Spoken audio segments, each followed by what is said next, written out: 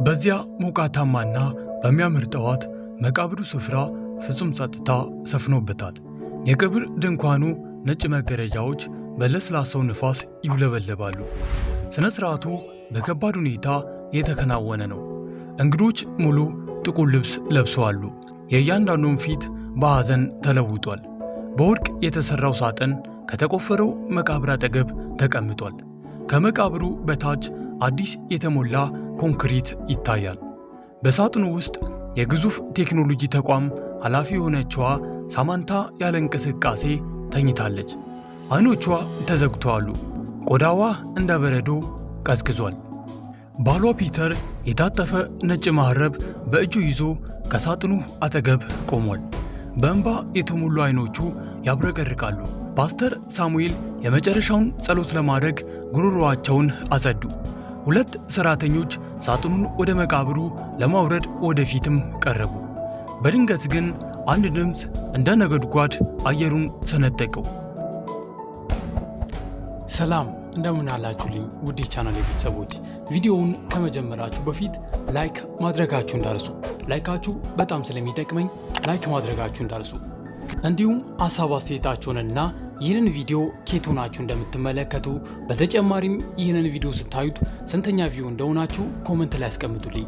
ለዚህ ቻናልም አዲስ ከሆናችሁ ቻናሉን ሰብስክራይብ በማድረግ የቻናሉ ቤተሰብ አባል መሆን ትችላላችሁ። አሁን ቀጥታ ወደ ታሪካችን እንገባለን። አቁሙ፣ አትቀብሯት እያለ ወደፊት መጣ። ሁሉም ሰው በአንድ ጊዜ ዘወር አሉ። በጩኸቱ ደንግጠዋል። አንዳንዶቹ ወዲያውኑ ስልካቸውን አውጥተው ትዕይንቱን መቅረጽ ጀመሩ። ከህዝቡ በስተጀርባ የቆሸሸ ሰማያዊ የሥራ ልብስ የለበሰ ሰው ተገፍቶ መጣ። ጺሙና ፀጉሩ አድጓሉ።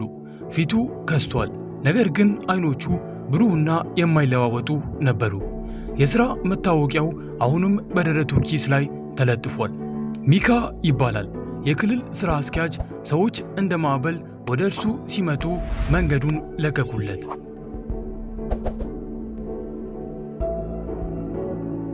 ሚካ በቀጥታ ወደ ሳማንታ እጁን ጠቆመ።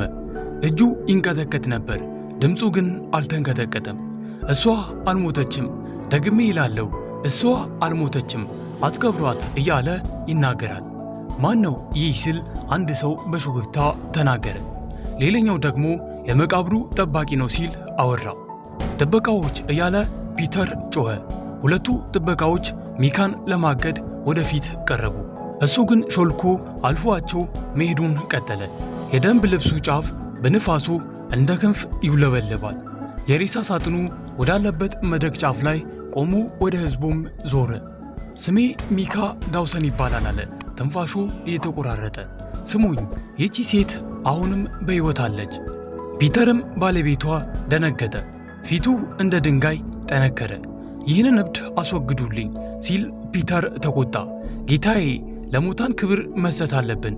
ሳማንታ ደግሞ ሚስቴ ናት። አሁን አርፋለች። በሰላም እንድንቀብራት ፍቀድልን አለ።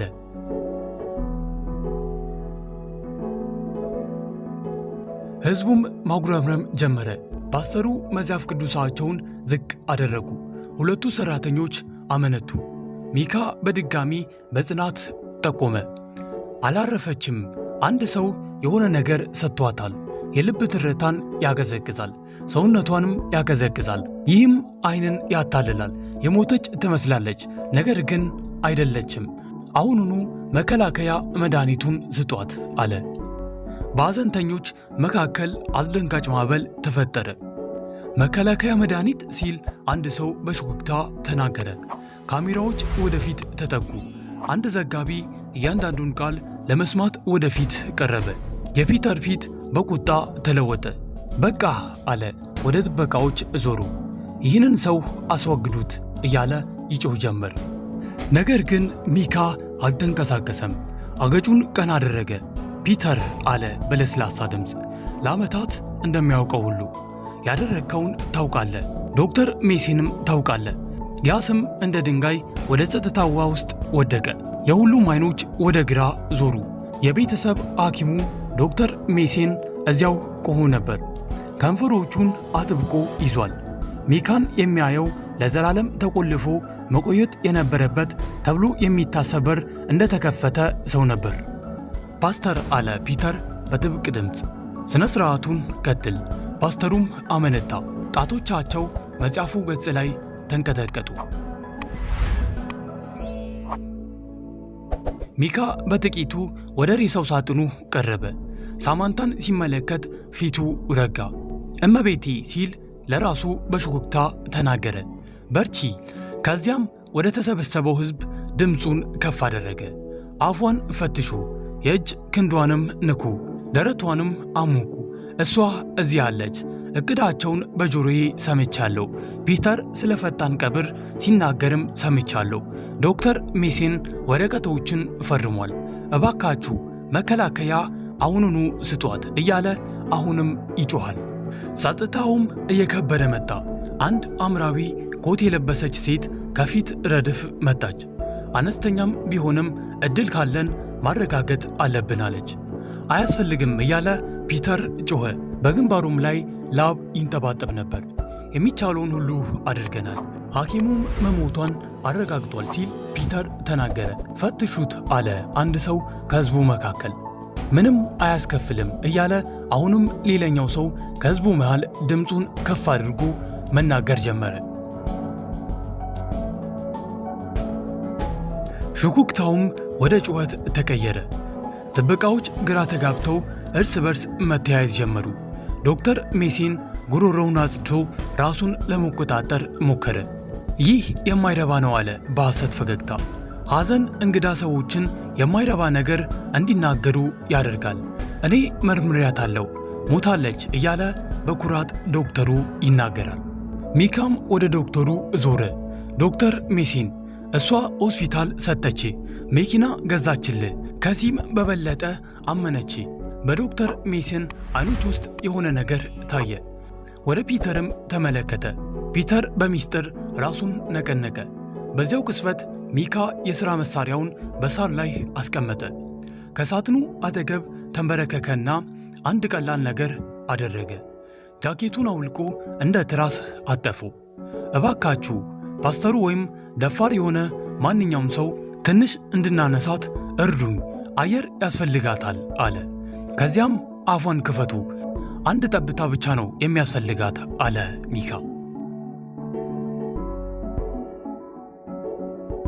ጸጥታ እያለች አንዲት አረጋዊ ሴት ወደፊት ቀረበች።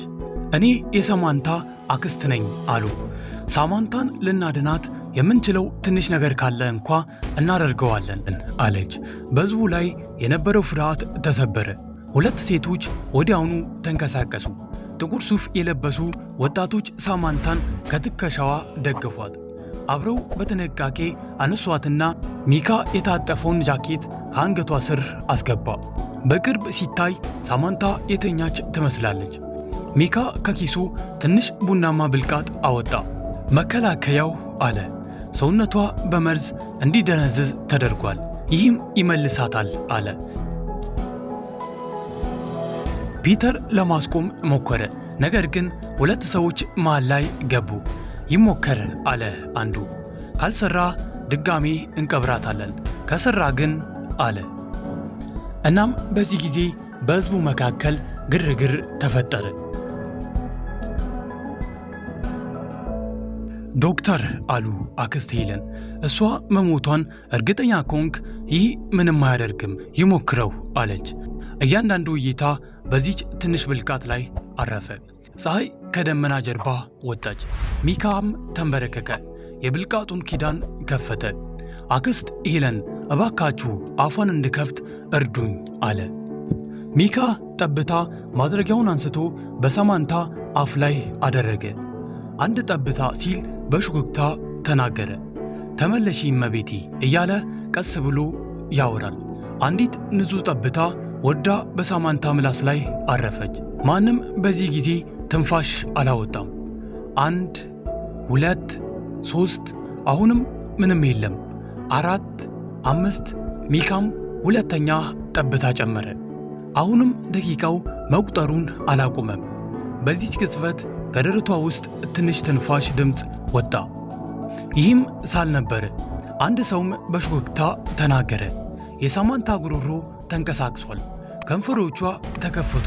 ከዚያም በመቃብሩ ስፍራ ጩኸት፣ ጸሎትና የደስታ ለቅሶ ተቀላቀለ። የሳማንታ እጅ ተንቀሳቀሰ፣ ደካማ ሳልም አወጣች። ሚካም ወዲያውኑ ወደ ሕዝቡ ቀረበ። እየተመለሰች ነው አለ። አክስት ሄለን የእጅ ክንዷን ያዘች። ሞቃታማ ናት። ጌታ ሆይ ማርከን አለች። ፒተር ግን በቁጣ ተሞላ። ሳማንታ ስትንቀሳቀስ እጁን በኪሱ ውስጥ ከተተ። አንድ ብረት መሰል ነገር በፀሐይ ብርሃን ያንጸባርቃል። ይህንንም ነገር ፒተር ከኪሱ አውጥቷል። ይህ ቢላዋ ነው ወይስ መርፌ? አይታወቅም። ሚካም በፍርሃት ደነገጠ። ከዚህ ራቁ እያለ ፒተር ጮኸ። ይቺ ሴት ከመሬት በታች መሆን አለባት እያለ ሲያወራ ሁለት ሰዎች ሊይዙት መከሩ፣ ግን ገፋቸው። ሚካ ግን አልተንቀሳቀሰም። ተመልከታት ፒተር፣ ሚስትህን ተመልከታት እያለ ሲያወራ ሁሉም ሰዎች ዞሩ። የሳማንታ ደረት ሲነሳና ሲወርድ በግልጽ ይታያል። አይኖቿም ለመከፈት እየታገሉ ተከፈቱ። አክስት ሄለንም ጮኹ፣ በሕይወት አለች፣ በሕይወት አለች እያለች። ሳማንታም በሽጎክታ ለምን አለች። አይኖቿን ከፍታ ፒተርን አየችው። ፒተር ለምን? በዚህ ቅጽበት ፒተር ኃይሉ ተሟጠጠ። የያዘውም መርፌ መሬት ላይ ወደቀ። ጥበቃዎቹም ፒተርን ይዘው አሰሩት። ዶክተር ሜሲንም ገርጥቶ ቆሟል። ዋይስተሃል፣ እያወክ ነው የሞት ምስክር ወረቀት የፈረምከው እያለ ሚካ በዶክተሩ ላይ ጮኸ። ሳማንታን አክስት ሄለን ደግፋ ሳለች ፒተርን በትኩረት አየችው። ምን አደረግሁ? ስልጣን ሰጠሁ፣ ወደድኩ፣ እንዲህ ነው የምትከፍለኝ አለችው። ከዚያም ወደ ዶክተሩ ዞራ ሆስፒታልህን የገነባው እኔ ነኝ፣ እንዲህ ነው የምትከፍለኝ አለች። ዶክተር ሜሲን ዝም አለ። ሳማንታ ልትወድቅ ስትል ሚካ ደገፋት። አይዞሽ እመቤቴ፣ አሁን ሰላም ነሽ አላት። ሳማንታ ወደ እርሱ አየችው። ማነ? ለምን ይህንን አደረግ? ሚካም ድምፁን ዝቅ አድርጎ እውነቱን ስለማውቅ ነው አላት። ትላንት መኪና ውስጥ ሲነጋገሩ ሰምቻለሁ። አንዲት ንጹሕ ሴት በሕይወት ስትቀበር ዝም ብዬ ማለት አልቻልኩም አላት። የፖሊስ መኪና ድምፅ ከሩቅ መሰማት ጀመረ። ሳማንታ በሚካ እጅ ላይ እጇን አኖረች። ከጎኔ አትራቅ አለችው በሽጎክታ። ከአንድ ሳምንት በኋላ ሳማንታ ሚካን ወደ ቤቷ ጋበዘችው። ሚካ ሕይወቴን አትርፋል፣ ግን በዐይን ውስጥ ጥልቅ ሐዘን አያለው። ታካፍለኛለህ አለችው። ሚካ በረጅሙ ተነፈሰ። ከ7 ዓመት በፊት እኔ እንዲህ አልነበርኩም። የሶፍትዌር መሐንዲስ ነበርኩኝ። ሚስትና ሊሊ የምትባል ትንሽ ልጅ ነበረችኝ አለ። ሚካም ታሪኩን ቀጠለ። ሥራዬን አጣው፣ ቤታችንን ባንክ ወሰደው፣ ሚስቴ ልጅ አይደለችም የሚል ደብዳቤ ትታልኝ ጠፋች። ሁሉንም ነገር አጣሁኝ። መሞት ፈልጌ ነበር፣ ነገር ግን አልቻልኩም። በመጨረሻም በመቃብር ስፍራ የጥበቃ ሥራ አገኘው። በዚህ ምሽት ባለቤትሽና ዶክተሩ ከሩቅ ሲያወሩ ሰማሁ። የቀድሞ ቤተሰቤን ማዳን ባልችልም አንቺን ግን ማዳን እንዳለብኝ ወሰንኩ አለ። ሳማንታ በሚካ ፊት ተንበረከከች። ሚካ፣ አንተ አልወደክም፣ ሕይወት ናት የበደለች፣ አንተ ግን ተስፋ አልቆረጥክም። አሁን ደግሞ እኔ ለሁለተኛ ሕይወትህ ምክንያት እንድሆን ፍቀድልኝ አለችው። በችሎቱ ቀን ፒተርና ዶክተር ሜሲን ጥፋተኛ ተባሉ። ፒተርም በቁጣ ሁሉንም ነገር መውሰድ ፈልጌ ነበር ብሎ ጮኸ። ዳኛው በፒተር ላይ ዕድሜ ልክ ጽኑ እስራት፣ በዶክተር ሜሲንም ላይ ዕድሜ ልክ እስራት ፈረዱባቸው። በመጨረሻም ሳማንታና ሚካ ከችሎቱ ሲወጡ እጅ ለእጅ ተያይዘው ነበር። ይህ የሳማንታ ከሞት መመለስ ብቻ ሳይሆን የሚካም አዲስ ልደት ነበረ። እናም ቤተሰቦቼ የዛሬው ታሪካችን ይህንን ይመስላል። ቪዲዮውን እንደወደዳችሁት በጣም እርግጠኛ ነኝ። ሐሳብ አስተያየት ካላችሁ ኮመንት ላይ አስቀምጡልኝ። እንዲሁም ይህንን ቪዲዮ እስካሁን ድረስ ላይክ ያላደረጋችሁ ሰዎች ላይክ ማድረጋችሁ እንዳረሱ።